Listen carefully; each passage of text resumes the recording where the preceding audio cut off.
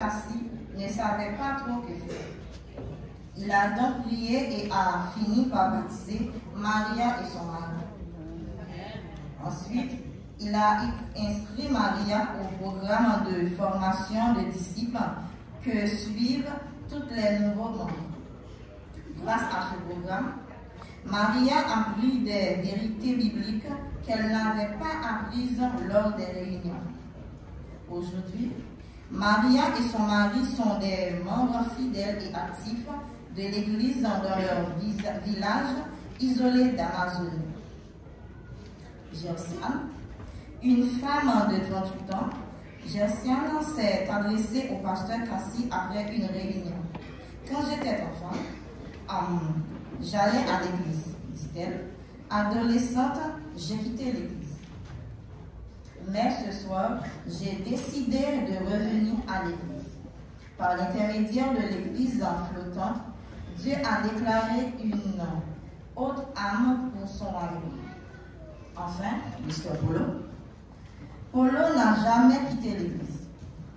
C'est qu'il n'était jamais allé à l'église. Cet homme de 60 ans avait également interdit à sa femme d'aller à l'église. Mais elle s'était glissée hors de la maison et s'y allait quand même. De retour à la maison, elle se disputait toujours avec Polo.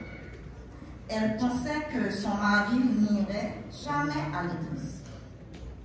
Alors le pasteur Cassie et son équipe sont arrivés. Ils n'ont rien dit à Polo au sujet de l'église. Ils ont plutôt parlé de sa vie quotidienne et de ses centres d'intérêt. Donc, c'est la pêche. Ils ont envoyé un coiffeur chez lui parce qu'il avait besoin d'une coupe de cheveux. Il vivait sur une colline et il lui était difficile de descendre. Le jour où ses cheveux ont été coupés, il a décidé de se rendre à l'église flottante sur le bateau. Il a embrassé le pasteur Cassie et les autres membres de son équipe. Il leur a demandé: qui êtes-vous? Vous vous inquiétez même du nombre de cheveux que j'ai sur la tête. Polo a assisté au reste des réunions et a été baptisé avec toute sa famille. Le pasteur Cassie loue Dieu pour chaque âme réclamée par l'intermédiaire de l'église flottante. Chaque personne a sa propre histoire, a-t-il déclaré. Dieu nous a envoyé des personnes spéciales et nous guident de manière spéciale. L'église flottante, appelée l'espoir de l'Amazone, apporte l'espoir aux habitants du fleuve Amazone après avoir été acquise grâce aux offrandes de l'église de 2016.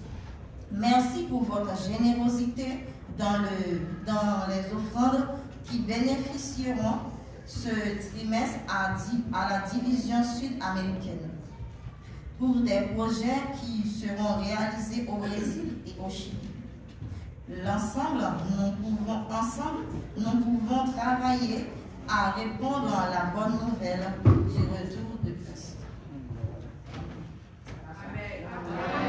On s'en va.